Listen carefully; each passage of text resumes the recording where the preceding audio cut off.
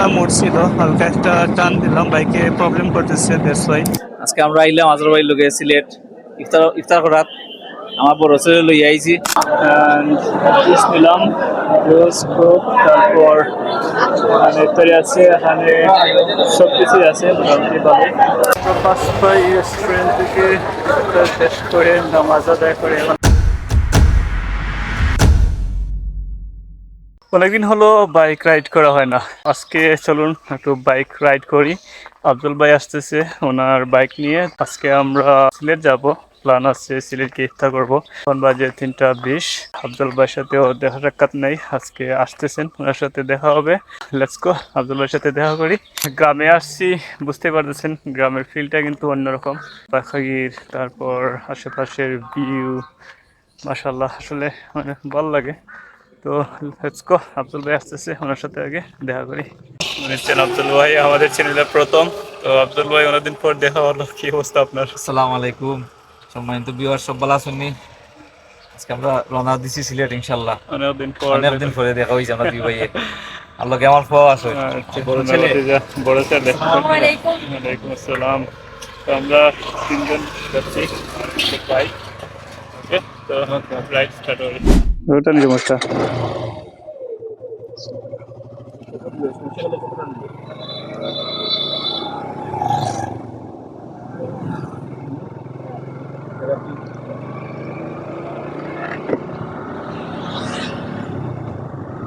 Hey everyone, Assalamu alaikum.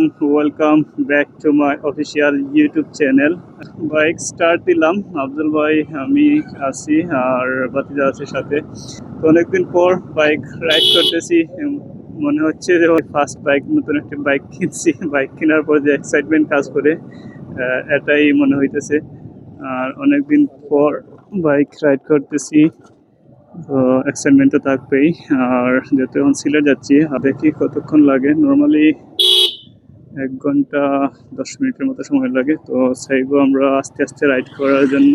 তো মাত্র আলিয়া মাদ্রাসা পার হইলাম, আর সামনে হচ্ছে ববের বাজার। এই রাস্তা মোটামুটি ভালোই আছে, সিলেট পর্যন্তই ভালো। আর এখন ভালোই লাগতেছে, ঠান্ডা বাতাস মোটামুটি ভালোই চলতেছে আর কি। তো বড়বাজার যাই, তারপর আবার ব্যাক করবো। অলরাইট এভরিওয়ান, তো আমরা এখন চলে আসছি রশিদপুর এসে নামাজ পড়লাম, নামাজ পড়ে বের হইলাম আর কি। বড়বাজার থেকে মিরপুর ভালোই ছিল, যানজট তেমন ছিল না। তারপর যখন মিয়ার বাজার আসলাম, মিয়ার বাজারে অনেকটা জ্যামের মধ্যে পড়তে হয়েছে, কারণ হয়েছে আজকে মিয়ার বাজারে একটা বোর্ড আছে, বোর্ডের পরীক্ষা, সেটা হচ্ছে কারিয়ানা যেটা হয় আর কি রোজার মধ্যে। তো ওইটার এক্সাম ছিল, আর সেই এক্সামের যে স্টুডেন্ট ছিল তাদের বাস আসছিল অনেকটা, সেই বাসের জন্য আসলে অনেকখানি লেট হয়েছে। তো আমরা যত আর্লি টাউনের ভিতরে ঢুকতে পারবো তো তো আমাদের জন্য ভালো, কারণ হচ্ছে ইফতার করতে হলে আগে আগে বুক করতে হয়। তা না হলে সিলেটে পানসি বলেন, পাঁচপাই বলেন, সেখানে সিট পাওয়াটা অনেকটা চ্যালেঞ্জিং বিষয়। এনিওয়েজ আমরা হাইওয়ে চলে আসছি, তো ইনশাল্লাহ খুব দ্রুতই চলে যেতে পারবো আর কি। সো আমরা যত তাড়াতাড়ি যাবো আমাদের জন্য বেটার।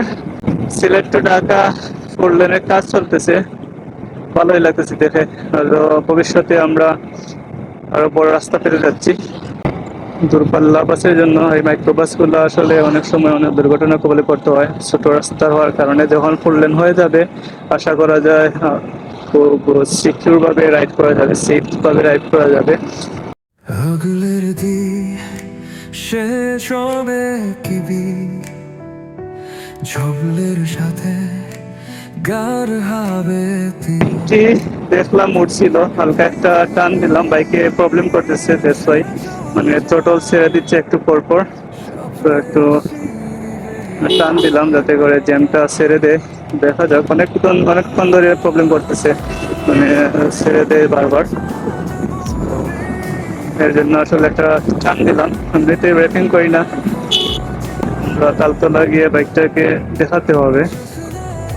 তো আবার শুরু হয়েছে, মানে স্লো করলেই প্রবলেম, মানে ছেড়ে ধাক্কা দেয়।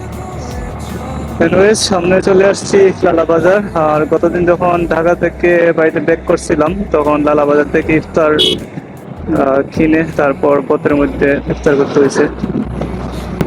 সামনেই হলো লালা বাজার। আর লালা বাজার এই মোড়টা অনেক ডেঞ্জার, এখানে দেখে শুনে রাইড করতে হয়। এনিওয়েজ অনেকদিন পর মোটো ব্লগে ফিরলাম, কেমন হচ্ছে অবশ্যই কমেন্ট করে জানাবেন, কারণ প্রায় দীর্ঘ সময় বিরতির পর আসলে মোটো ব্লগে আসছি। Normally Lairi lifestyle blog, face ক্যামে বেশি ব্লগ করা হয়।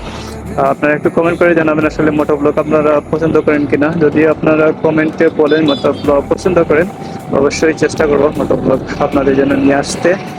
আর এটাই হলো লালা বাজার। সো লালা বাজারটা পার হই, তারপর ব্যাক করতেছি। বুঝিতেন না চাবি যে লুকামে আড়ালে শেষের স্নান করে করিস বুঝে অলরাইট এভরিওয়ান, তো এখন চলে আসছি সুনামগঞ্জ বাইপাসে। সোজা হচ্ছে সিলেট, বাম দিকে হচ্ছে সুনামগঞ্জ। সো আমরা তেমুকি থেকে সোজা চলে যাব সিলেট শহরে। অনেকক্ষণ র্যাপিং করলাম, সো ডোন্ট মাইন্ড প্লিজ। অনেকদিন পর বাইকটা হাতে পাইছি, তারপর বাইকে প্রবলেম করতেছে, র্যাপিং না হলে ছেড়ে দ্যাটস ওয়াই। আর দেখি সময় পেলে বাইকটা দেখাতে হবে, নাহলে এরকম প্রবলেম দেখেন টোটাল ছেড়ে ছেড়ে দিচ্ছে।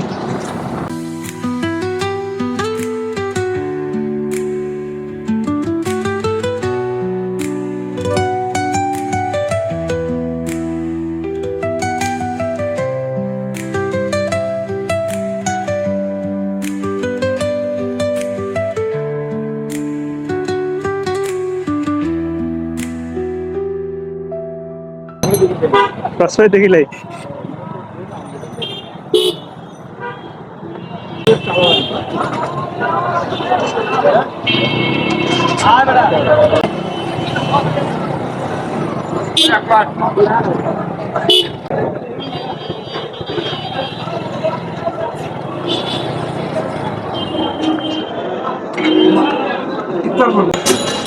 অলরাইট এভরিওয়ান, তো এখন আসছি হচ্ছে বাসবাইয়ে ইফতার করার জন্য। তো দেখি কোথায় সিট পাওয়া যায়। আর একবার আসছিলাম বাট ওই সময় সিট পাইনি। বাইরে ভিতরে অনেক আছে। অলরাইট এভরিওয়ান, তো আমরা এখন আসছি হচ্ছে পানশিতে ইফতার করার জন্য। অনেকক্ষণ রাত করার পর আব্দুল ভাই বাতিজা সবাই আছে। তো আব্দুল ভাই আজকে উদ্দেশ্য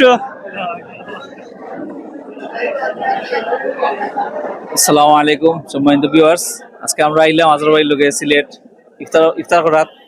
আমার বড় ছেলে লই আইছি, আপনারা আমরা লাগি দোয়া করবা আর ব্লগটা আপনারা শেষ পর্যন্ত দেখবা। থ্যাংক ইউ, আসসালামু আলাইকুম। তো ভিতরে সব জায়গায় দিলাম, এখানে আমরা পাইছি জুস নিলাম, জুস কোক, তারপর ইফতারি আছে, এখানে সব কিছুই আছে মোটামুটি ভালো। তো সবাই ইফতারটা শেষ করি, তারপর সুযোগ হয় আবার দেখা করবো। তো আমরা পাঁচটাই রেস্টুরেন্ট থেকে শেষ করে নামাজ আদায় করে এখন আবার হচ্ছে বাইকটা। তো গতকালকে সিলেট থেকে বাড়িতে আসতে আসতে প্রায় 11টা বাজে রাত। আর তখন আর ভিডিও শ্যুট করা হয়নি, কারণ রাত্রেবেলা আসলে কিছুই দেখাই পাচ্ছিল না। আর গতকালকে ইফতারের প্ল্যান ছিল পানশিতে, বাট সিলেট ঢোকার পর যে পরিমাণে জ্যাম দেখলাম, যদি পানশিতে ইফতার করতে যাইতাম তাইলে হয়তো বা সিট পাইতাম না। দ্যাটস ওয়াই পাঁচপাইয়ে ঢুকে পড়লাম। আর ভাগ্য ভালো ছিল, পাঁচপাইয়ে তেমন বিজি ছিল না, মাত্রই মানুষ আসতেছে। তো আমরা পাঁচপাইয়ে ইফতারটা সেরে নিলাম। দেন সিলেট কিছু কাজ ছিল লোহারপাড়া, তারপর সেখান থেকে আবার গেলাম আব্দুল ভাইয়ের বাসায়। ভিডিওটা কেমন লাগলো অবশ্যই কমেন্ট করে জানাবেন। আর মোটো ব্লগ আপনারা চান কিনা সেটাও একটু লিখে জানাবেন। তো দেখা হবে নেক্সট কোনো ব্লগে, ভালো থাকবেন, আল্লাহ হাফিজ।